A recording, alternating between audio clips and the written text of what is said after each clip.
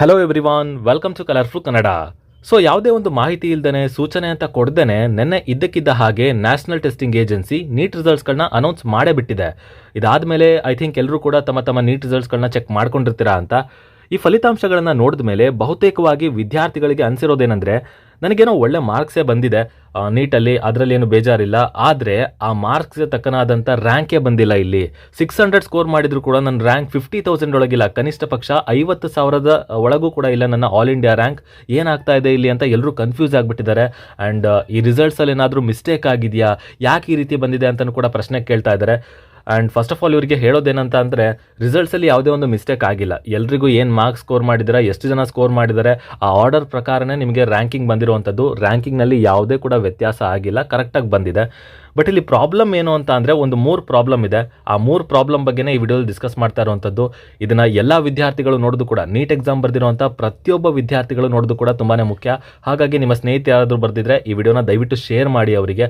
At least ಎಷ್ಟು ಜನಕ್ಕಾಗುತ್ತಷ್ಟು share ಮಾಡಿ.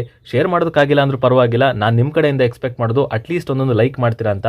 Because ನೀವು ಲೈಕ್ ಮಾಡೋದ್ರಿಂದ ಈ ವಿಡಿಯೋ ಆಟೋಮೆಟಿಕಲಿ ಬೇರೆಯವರಿಗೆ ರೆಕಮೆಂಡ್ ಆಗುತ್ತೆ. ಆ್ಯಂಡ್ ಅವ್ರಿಗೆ ಈ ವಿಡಿಯೋಲಿ ಸಿಗುವಂಥ ಮಾಹಿತಿ ಯೂಸ್ಫುಲ್ ಅನಿಸಿದ್ರೆ ನಾನು ಟೈಮ್ ಕೊಟ್ಟು ವಿಡಿಯೋ ಮಾಡ್ತಿರೋದಕ್ಕೂ ಒಂದು ಸ್ಯಾಟಿಸ್ಫ್ಯಾಕ್ಷನ್ ಸಿಕ್ಕಾಗುತ್ತೆ. ಸೊ ದಯವಿಟ್ಟು ಒಂದೊಂದು ಲೈಕ್ ಕೊಟ್ಟೆ ಕಂಟಿನ್ಯೂ ಮಾಡಿ. ಆ್ಯಂಡ್ ಗೊತ್ತಲ್ವಾ, ಸಬ್ಸ್ಕ್ರೈಬ್ ಮಾಡಿಲ್ಲ ಅಂದರೆ ಸಬ್ಸ್ಕ್ರೈಬ್ ಮಾಡಿಕೊಂಡು ಬೆಲ್ ಐಕನ್ ಕ್ಲಿಕ್ ಮಾಡಿ ಆಲ್ ಆಪ್ಷನ್ ಸೆಲೆಕ್ಟ್ ಮಾಡ್ಕೊಳ್ಳಿ. ಕೌನ್ಸಿಲಿಂಗ್ ಮುಗಿಯೋವರೆಗೂ ಈ ರೀತಿ ಮಾಹಿತಿಗಳು ಬರ್ತಾನೆ ಇರುತ್ತೆ. ಫಸ್ಟ್ ಆಫ್ ಆಲ್ ಇಲ್ಲಿ ಶುರು ಮಾಡೋದಾದರೆ, ಇಲ್ಲಿ ಒಂದು ಫ್ಯಾಕ್ಟರ್ನ ತುಂಬ ಜನ ಕನ್ಫ್ಯೂಸ್ ಮಾಡ್ಕೋತಾ ಇದ್ದಾರೆ, ಲೈಕ್ ಪರ್ಸೆಂಟೈಲ್ ಅಂತ. ನಿಮ್ಮ ನೀಟ್ ರಿಸಲ್ಟ್ ಶೀಟ್ನ ಓಪನ್ ಮಾಡಿದ್ರೆ, ಆ ಸ್ಕೋರ್ ಕಾರ್ಡ್ನ ಓಪನ್ ಮಾಡಿದ್ರೆ ಕೆಳಗಡೆ ಪರ್ಸೆಂಟೈಲ್ ಅನ್ನೋದನ್ನು ಮೆನ್ಷನ್ ಮಾಡಿರ್ತಾರೆ.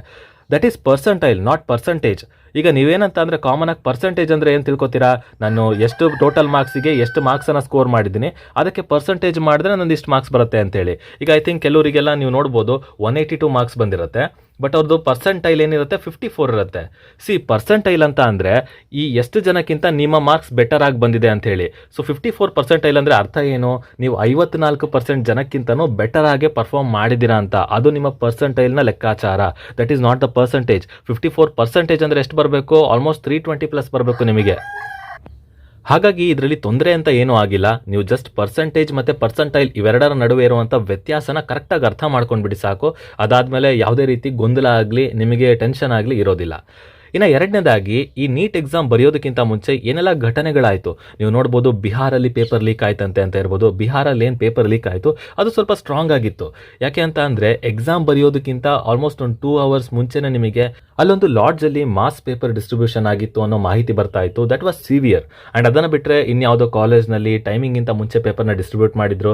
ಅದಾದಮೇಲೆ ವಿದ್ಯಾರ್ಥಿಗಳು ಕೂಡ ಏನು 5 ಗಂಟೆ 20 ನಿಮಿಷ ಆಗೋದಕ್ಕಿಂತ ಮುಂಚೆನೇ, ಅಂದರೆ 4:15 ಅಷ್ಟೊತ್ತಿಗೆ ಎಕ್ಸಾಮ್ ಹಾಲ್ನ ಬಿಟ್ಟು ಹೋಗಿದ್ರು. ಅದಾದಮೇಲೆ ಪೇಪರ್ನ ಅಪ್ಲೋಡ್ ಮಾಡಿದ್ರು ಆನ್ಲೈನ್ನಲ್ಲಿ. ಸೊ ಇದೆಲ್ಲ ಮಾಹಿತಿಗಳು ಬರ್ತಾ ಇತ್ತು. ಅದೇನು ಅಷ್ಟೊಂದು ಇಂಪಾರ್ಟೆಂಟ್ ಆಗಿರಲಿಲ್ಲ. ಬಟ್ ಈ ಪಾಟ್ನಾದಲ್ಲಿ ಏನು ಇನ್ಸಿಡೆಂಟ್ ಆಗಿತ್ತಲ್ಲ, that was major. So NTA ಅವ್ರದ್ದು ಅಲ್ಲೊಂದು ಲೋಪದೋಷ, ಅದನ್ನು ಸರಿ ಮಾಡ್ಕೊಳ್ಳಿಲ್ಲ. ಆ್ಯಂಡ್ ಇನ್ನೊಂದೇನು ಅಂತ ಅಂದರೆ, ಮೇಯ್ನ್ ಆಗಿ ಈಗ ರಿಸಲ್ಟ್ಸ್ಗಳು ಬಂದಿರುವಂಥದ್ದು. ನೀವು ರಿಸಲ್ಟ್ಸ್ಗಳನ್ನ ನೋಡೋದಾದರೆ, ಈಗ 720ಕ್ಕೆ 720 ಅಂಕ ಪಡೆದಿದ್ದಾರಲ್ಲ, ಈ 720 ಎಷ್ಟು ಜನ ಪಡೆದಿದ್ದಾರೆ ಅಂದರೆ 67 ಜನಕ್ಕೆ 720 ಔಟ್ ಆಫ್ 720 ಬಂದಿದೆ. ನಮ್ಮ ಟೈಮಲ್ಲೆಲ್ಲ ನಾನು 2018 ಬರೆದಿದ್ದು. 2018 ಆಗಿರಲಿ ಅಥವಾ 19 ಆಗಿರಲಿ ಅಥವಾ ಇಲ್ಲಿವರೆಗೂ ಆಗಿರಲಿ 67 ಜನ 720ಕ್ಕೆ 720 ಪಡ್ಕೊಂಡೇ ಇಲ್ಲ. ಸೊ ಇದೊಂಥರ ಮಿರಾಕಲ್ ಈ ವರ್ಷ ಆಗಿರುವಂಥದ್ದು, ಇಷ್ಟೊಂದು ಜನ ಪಡ್ಕೊಂಡಿದ್ದಾರೆ ಅಂತ. ಆ್ಯಂಡ್ ನೀವು ನೋಡೋದಾದರೆ, ನಮ್ಮ ಟೈಮಲ್ಲಿ 2018 450 ಬಂದಿದ್ರಲ್ಲ, ಆಲ್ಮೋಸ್ಟ್ ಕರ್ನಾಟಕದಲ್ಲಿ ಗೌರ್ಮೆಂಟ್ ಮೆಡಿಕಲ್ ಸೀಟ್ ಕನ್ಫರ್ಮ್ ಅಂತ ಹೇಳ್ಬೋದಾಗಿತ್ತು. ಬಟ್ ಈಗ 600 ತೆಗೆದ್ರೂ ಕಷ್ಟ ಅನ್ನೋ ಥರ ಆಗಿದೆ. ಈವನ್ 600 ತೆಗೆದ್ರೂ 1 lakh ರ್ಯಾಂಕಿಂಗ್ ಇದೆ. ಆಯಿತಾ, 500 ಎಲ್ಲ ಮರ್ತೇ ಬಿಡಿ ನೀವು. 500 ಅವ್ರಿಗೆಲ್ಲ ಅವರೆಲ್ಲ ಏನು ಮಾಡಬೇಕು ಅಂತ. ಕರ್ನಾಟಕದ ಈ ರೀತಿ ಪರಿಸ್ಥಿತಿ. ಆ್ಯಂಡ್ ಕರ್ನಾಟಕದ ನೀವು ಎಕ್ಸಾಕ್ಟಾಗಿ ನೋಡಬೇಕು ಅಂತ ಅಂದರೆ, 720ಕ್ಕೆ 720 ಪಡ್ಕೊಂಡಿರುವಂಥ 3 ಜನ ವಿದ್ಯಾರ್ಥಿಗಳಿದ್ದಾರೆ. ಅಂದರೆ ಇಷ್ಟೊಂದು ಚೆನ್ನಾಗಿ ವಿದ್ಯಾರ್ಥಿಗಳು ಪರ್ಫಾರ್ಮ್ ಮಾಡೋದಕ್ಕೆ ಶುರು ಮಾಡಿದ್ರ, ಇಷ್ಟೊಂದು ಚೆನ್ನಾಗಿ ಪ್ರಿಪೇರ್ ಆಗಿ ಎಕ್ಸಾಮ್ಗಳನ್ನು ಬರೆದು ಔಟ್ ಆಫ್ ಔಟ್ ತೆಗಿಯೋ ಮಟ್ಟಿಗೆ. ಅಂದರೆ ನೀವು ನೋಡೋದಾದರೆ ನೆಕ್ಸ್ಟ್ ಇಯರ್ ಎಲ್ಲ ಈ 67 ಅನ್ನೋದು ನಂಬರೇ ಅಲ್ಲ, ನೆಕ್ಸ್ಟ್ ಇಯರ್ 200+ ಹೋಗ್ಬಿಡ್ಬೋದು. ಅಂದರೆ 720ಕ್ಕೆ 720 ಪಡೆಯುವಂಥ ವಿದ್ಯಾರ್ಥಿಗಳ ಸಂಖ್ಯೆ ಮುಂದಿನ ವರ್ಷಕ್ಕೆ 200 ದಾಟಿ ಹೋಗ್ಬೋದು ಅಂತ ಹೇಳ್ತಾ ಇದ್ದೀನಿ. ಐ ಮೀನ್, ಸ್ಟೂಡೆಂಟ್ಸ್ಗಳು ಅಷ್ಟೊಂದು ಚೆನ್ನಾಗಿ ಪ್ರಿಪೇರ್ ಆಗ್ತಾ ಇದ್ದಾರೆ ಅಂದರೆ ಇದೇ ಸಿನಾರಿಯೋ ಕಂಟಿನ್ಯೂ ಆಗಬೇಕು. ಅಥವಾ ಇಲ್ಲಿ ಪೇಪರ್ನೇ ಅವರಷ್ಟು ಈಸಿಯಾಗಿ ಕೊಡ್ತಾ ಇದ್ದಾರಾ, ಅಥವಾ ಏನು ಪೇಪರ್ ಲೆವೆಲ್ ಯಾಕೆ ಈ ರೀತಿ ಮಾಡ್ತಾ ಇದ್ದಾರೆ ಅಂತ ಅರ್ಥ ಆಗ್ತಾ ಇಲ್ಲ. ಬಟ್ ಐ ಥಿಂಕ್ ಇಲ್ಲಿ ಪ್ರಿಪರೇಷನ್ಗಿಂತನೂ ಪೇಪರ್ ಸ್ಟ್ಯಾಂಡರ್ಡ್ಸ್ಗಳು ಕಡಿಮೆ ಆಗ್ತಾ ಇದೆ. ವಿದ್ಯಾರ್ಥಿಗಳ ಡಿಮ್ಯಾಂಡ್ ಅಥವಾ ಅವ್ರನ್ನ ಕನ್ಸರ್ನ್ಡ್ ಆಗಿಟ್ಕೊಂಡು ಪೇಪರ್ನ ಸಿಕ್ಕಾಪಟ್ಟೆ ಡಿಫಿಕಲ್ಟ್ ಆ ಲೆವೆಲಲ್ಲಿ ಕೊಡಬಾರ್ದು ಅಂತ ಹೇಳಿ ಈಸಿ ಟು ಮಾಡ್ರೇಟಲ್ಲಿ ತೊಗೊಂಡು ಹೋಗ್ತಾ ಇದ್ದಾರೆ. ಈ ಮಾಡ್ರೇಟ್ ಟು ಡಿಫಿಕಲ್ಟ್ ಹಂತಕ್ಕೂ ಬರ್ತಾ ಇಲ್ಲ ಅವರು ಅನ್ನೋ ಒಂದು ಅಲಿಗೇಷನ್ಸ್ ಇದೆ. That's all fair. ಯಾಕಂತ ಅಂದರೆ ಈ ರೀತಿ ರಿಸಲ್ಟ್ಸ್ಗಳು ಬಂದಾಗ ಆ ರೀತಿ ಮಾತು ಬರೋದು ಸಹಜನೇ. ಸೊ ಅದನ್ನು ಎಕ್ಸಾಮಿನೇಷನ್ಸ್ ಅಥಾರಿಟಿಯವರು NTA ಅವರು ಕೂಡ ಅರ್ಥ ಮಾಡ್ಕೋಬೇಕು ಅದನ್ನು.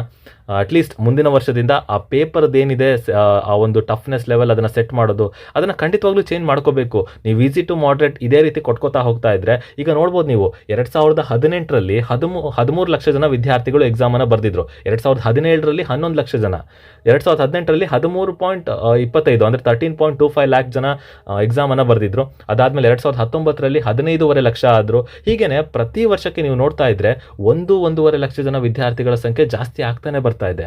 ಹಾಗೇನೆ ಈ ವರ್ಷ ನಮ್ಮ ಕರ್ನಾಟಕದಲ್ಲಿ 1.5 ಲಕ್ಷ ಜನ ಎಕ್ಸಾಮನ್ನು ಅಟೆಂಡ್ ಮಾಡಿದ್ರು. ಓಕೆನಾ, 1.5 ಲಕ್ಷ ಜನ ಎಕ್ಸಾಮನ್ನು ಅಟೆಂಡ್ ಮಾಡಿದ್ರು. ಇದರಲ್ಲಿ 88,000 ಜನ ಕ್ವಾಲಿಫೈ ಆಗಿದ್ದಾರೆ. ಅಂದರೆ ನೀಟ್ ಕೌನ್ಸಿಲಿಂಗನ್ನು ಅಟೆಂಡ್ ಮಾಡೋದಕ್ಕೆ 88,000 ಜನ ಕ್ವಾಲಿಫೈ ಆಗಿದ್ದಾರೆ. That means that's the basic qualification ಅಷ್ಟೇ. ಸೊ ಆ ಒಂದು ಕ್ವಾಲಿಫಿಕೇಷನ್ ಕೂಡ ಜಾಸ್ತಿ ಆಗಿದೆ. ನಮ್ಮ ಟೈಮಲ್ಲೆಲ್ಲ 50,000 ಇರ್ತಾ ಇತ್ತು, ಈಗ 88,000 ಆಗಿದೆ. That's okay. ಬಟ್ ಈ ಮಾರ್ಕ್ಸ್ ವರ್ಸಸ್ ರ್ಯಾಂಕ್ ಅನ್ನೋದು ನೋಡಿಬಿಟ್ರೆ ತುಂಬ ತಲೆ ಕೆಟ್ಟೋಗ್ಬಿಡುತ್ತೆ. ಈವನ್ 700+ ಬಂದಿದ್ರು ಕೂಡ ಅವನಿಗೆ 1000 ಒಳಗೆ ರ್ಯಾಂಕ್ ಬರೋದೇ ಡೌಟ್ ಅನ್ನೋ ರೀತಿ ಆಗ್ತಾ ಇದೆ ಈಗ ಸಿಚುವೇಶನ್. ಐ ಥಿಂಕ್ ಪೇಪರ್ ಸ್ಟ್ಯಾಂಡರ್ಡ್ಸ್ಗಳು ಬದಲಾಗಲೇಬೇಕು.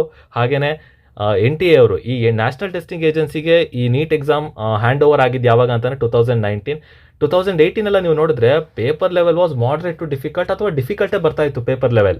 ಆ ಪೇಪರ್ ನೀವು ಟಫ್ನೆಸ್ನ ನೋಡಿಬಿಟ್ರೆ ಅಲ್ಲೂ ಕೂಡ 13 ಲಕ್ಷ ಜನ ವಿದ್ಯಾರ್ಥಿಗಳು ಬರೀತಾ ಇದ್ರು. ಈ ವರ್ಷ ಆಲ್ಮೋಸ್ಟ್ 23+ ಲ್ಯಾಕ್ಸ್ ಸ್ಟೂಡೆಂಟ್ಸ್ಗಳು ಎಕ್ಸಾಮನ್ನು ಬರ್ದಿದ್ದಾರೆ, ಅದು ಬೇರೆ ಮಾತು. ಬಟ್ ಸ್ಟಿಲ್ ಆವಾಗ ನೀವು ನೋಡಿದ್ರೆ ಆ ಪೇಪರ್ ಟಫ್ನೆಸ್ ಲೆವೆಲ್ಗೆ ಮಾರ್ಕ್ಸ್ 450 ಬಂದ್ರೂ ದಟ್ಸ್ ಅ ಗುಡ್ ಮಾರ್ಕ್ಸ್ ಅಂತ ಕನ್ಸಿಡರ್ ಮಾಡ್ತಾ ಇದ್ರು. ಓಕೆನಾ, ಈಗ ವಾಪಸ್ ಅದೇ ಸಿಚುವೇಶನ್ ಬರಲೇಬೇಕು. ಇಲ್ಲ ಅಂತಂದರೆ ಈ ಅಪ್ಪರ್ ಏಜ್ ಲಿಮಿಟ್ ಅಥವಾ ಈ ಒಂದು ಚಾನ್ಸ್ ಏನಿದೆ ನೀಟ್ ಎಕ್ಸಾಮ್ ಬರೆಯುವಂಥದ್ದು ಅದನ್ನು ಆಲ್ಮೋಸ್ಟ್ ರೆಡ್ಯೂಸ್ ಮಾಡಲೇಬೇಕು, ಬೇರೆ ದಾರಿನೇ ಇಲ್ಲ. ಇದೇ ರೀತಿ ಆಗ್ತಾ ಹೋದರೆ ಇದು UPSCಗಿಂತನೂ ಟಫ್ ಆಗ್ತಾ ಹೋಗುತ್ತೆ. ಒಬ್ಬ ವಿದ್ಯಾರ್ಥಿ after is 12th second PU ಆದಮೇಲೆ ಆಲ್ಮೋಸ್ಟ್ ಒಂದು 3-4 ಇಯರ್ಸ್, ಎಷ್ಟೋ ಜನ ಬಿಡ್ತಾ ಇದ್ದಾರೆ ಈಗ. 3-4 ಇಯರ್ಸ್ ರಿಪೀಟ್ ಮಾಡಿ ನೀಟ್ ಎಕ್ಸಾಮ್ ಬರೆದು ಸ್ಟಿಲ್ ಅವನಿಗೆ ಸೀಟ್ ಸಿಗೋದಕ್ಕೆ ಚಾನ್ಸೇ ಇಲ್ಲ. ಆ ಸೀಟ್ ಸಿಗೋ ಚಾನ್ಸ್ ಏನಾದರೂ 0.01 ಆಗ್ತಾ ಇದೆ ಅಂತ ಅಂದರೆ ಅರ್ಥ ಮಾಡ್ಕೊಳ್ಳಿ, ಇನ್ನು ಯಾಕೆ ಬಿಡಬೇಕು ಅವನು 3-4 ಇಯರ್ಸ್?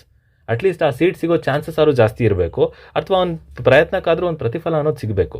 ಸೊ ಈ ರೀತಿಯೆಲ್ಲ ಆಗ್ತಾ ಇದೆ. ಪೇಪರ್ ಟಫ್ನೆಸ್ ಖಂಡಿತವಾಗ್ಲೂ ಇನ್ಕ್ರೀಸ್ ಆಗಲೇಬೇಕು. Let the students prepare. ಆಯಿತಾ, ಪ್ರಿಪೇರ್ ಆಗಲಿ, ಬರೀಲಿ, ಪೇಪರ್ ಟಫ್ನೆಸ್ ಲೆವೆಲ್ ಮಾತ್ರ ಜಾಸ್ತಿ ಆಗಲೇಬೇಕು. ಇದು ಒಂದು ಪಾಯಿಂಟ್. ಆ್ಯಂಡ್ ಇನ್ನೊಂದು, ಎಕ್ಸಾಮ್ಗಿಂತ ಮುಂಚೆ ಏನೆಲ್ಲ ಆಗುತ್ತೆ ಆ ಪೇಪರ್ ಸೆಂಟರಲ್ಲಿ ಅಥವಾ ಈ ಪೇಪರ್ ಡಿಸ್ಟ್ರಿಬ್ಯೂಷನ್, ಇದ್ರ ಬಗ್ಗೆ ಆದಷ್ಟು ಕಾಳಜಿ ವಹಿಸಲೇಬೇಕು. CBSE ಇದ್ದಾಗ ಐ ಥಿಂಕ್ ಈ ರೀತಿ ಪ್ರಾಬ್ಲಮ್ಗಳು ಅಷ್ಟೊಂದು ರೈಸ್ ಆಗ್ತಾನೆ ಇರಲಿಲ್ಲ, ತುಂಬ ಕಡಿಮೆ ಇರ್ತಾ ಇತ್ತು. ಬಟ್ NTA ಬಂದ ಮೇಲೆ ಈ ಪ್ರಾಬ್ಲಮ್ಗಳೆಲ್ಲ ಸ್ವಲ್ಪ ಜಾಸ್ತಿ ಆಗಿದೆ. ಹಾಗೆಯೇ ಪೇಪರ್ ಟಫ್ನೆಸ್ ಲೆವೆಲ್ ಬಗ್ಗೆನೂ ಪ್ರತಿ ವರ್ಷ ಕ್ವೆಶನ್ ಬರ್ತಾನೆ ಇರುತ್ತೆ. ಈಸಿ ಟು ಮಾಡ್ರೇಟೇ ಕೊಡ್ತಾ ಇದ್ದಾರೆ. ಈ ರ್ಯಾಂಕಿಂಗ್ಗಳನ್ನ ಅದಾಗದೆ ಇನ್ಕ್ರೀಸ್ ಆಗ್ತಾ ಇದೆ. ಸ್ಟೂಡೆಂಟ್ಸ್ಗಳು ಪ್ರಿಪೇರ್ ಆಗ್ತಾ ಇದ್ದಾರೆ. ವರ್ಸ್ಟ್ ಸಿನಾರಿಯಾಗೂ ಎಷ್ಟು ಟಫ್ನೆಸ್ ಇದ್ರೂ ಅದಕ್ಕೆ ಪ್ರಿಪೇರ್ ಆಗ್ತಾ ಇದ್ದಾರೆ ವಿದ್ಯಾರ್ಥಿಗಳು. ಸೊ ಅಂಥದ್ರಲ್ಲಿ ನೀವು ಈಸಿ ಟು ಮಾಡ್ರೇಟ್ ಕೊಟ್ಟಾಗ ಈ 720 ತೆಗೆಯೋದು ಏನು ದೊಡ್ಡ ಕಷ್ಟನೇ ಅಂತ ಅನ್ಸಲ್ಲ. ನಮ್ಮ ಟೈಮಲ್ಲೆಲ್ಲ 720 that's not at all possible. 714 ಅಥವಾ ಈ 700 ಕ್ರಾಸ್ ಆದ್ರೇ ಒಂದು ದೊಡ್ಡ ಇದು ಅಂತ. ಅವರೇನೋ ಟಾಪರ್ ಸಿಕ್ಕಾಪಟ್ಟೆ ಚೆನ್ನಾಗಿ ಓದಿದ್ದಾರೆ, ಅವ್ರ ಪ್ರಿಪರೇಷನ್ ಲೆವೆಲ್ ಆಗಿತ್ತು ಅಂತ. ನಮ್ಮ ಟೈಮಲ್ಲಂತೂ 2018 ಕ್ರಾಸೇ ಆಗಲಿಲ್ಲ 700. That was the scenario.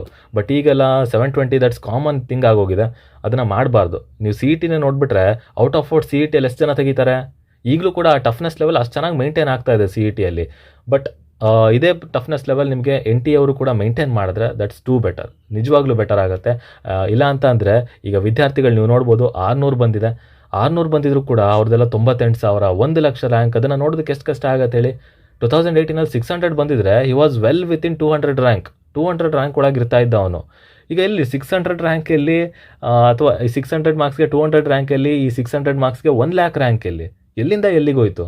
ಏನು 500 ತೆಗೆದವ್ರಿಗಂತೂ ಅವರೆಲ್ಲ ನೋಡೋದೇ ಬೇಡ, 2,20,000 ಮೇಲೆಲ್ಲ ಹೋಗಿದೆ. ಅಂದರೆ ಆಲ್ಮೋಸ್ಟ್ ಲಾಸ್ಟ್ ಇಯರ್ಗೆಲ್ಲ ಕಂಪೇರ್ ಮಾಡ್ಕೊಂಡ್ಬಿಟ್ರೆ 2ರಿಂದ 2.5-3 ಪಟ್ಟಂತೂ ಜಾಸ್ತಿ ಆಗೋಗಿದೆ. ಈ ರ್ಯಾಂಕಿಂಗ್ನ ಏನು ಮಾರ್ಕ್ಸ್ ವರ್ಸಸ್ ರ್ಯಾಂಕ್ ಟ್ಯಾಲಿ ಮಾಡ್ತಾ ಇದ್ದೀವಿ ಅದು ಜಾಸ್ತಿ ಆಗೋಗಿದೆ ಸಿಕ್ಕಾಪಟ್ಟೆ. So that's not fair. ಅದನ್ನು ಮಾಡೋದಕ್ಕೆ ಹೋಗೋದು ಬೇಡವೇ ಬೇಡ.